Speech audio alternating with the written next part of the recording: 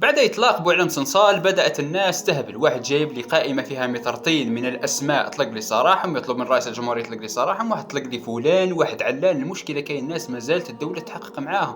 يعني إذا عميل راح يدمر البلاد ويشوف عنده ناس من الشعب يعني متضامنين معاه راح يسكت، وما هوش راح يجيب المتورطين معاه يرجع يسكت. يعني راك تضر في الجزائر بسبب التغنات، بسبب تخشان الراس. هناك بعض من أشباه المحللين همهم الوحيد وهو كعطلق صنصال طلق لنا هذا. المهم يرضي غروره وفقط، لا تتدخلوا في أمور الدولة. بالنسبة لإطلاق سراح هؤلاء الناس، إذا شافت الدولة أن جرائمهم ليست بالخطيرة ممكن يتم الإفراج عليهم.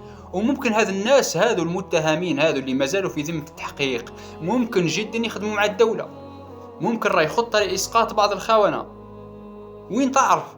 وبالنسبة للناس اللي تتدخل في هذه الأمور كاين اثنين، يا إما جاهل يا إما يحب يخلط البلاد.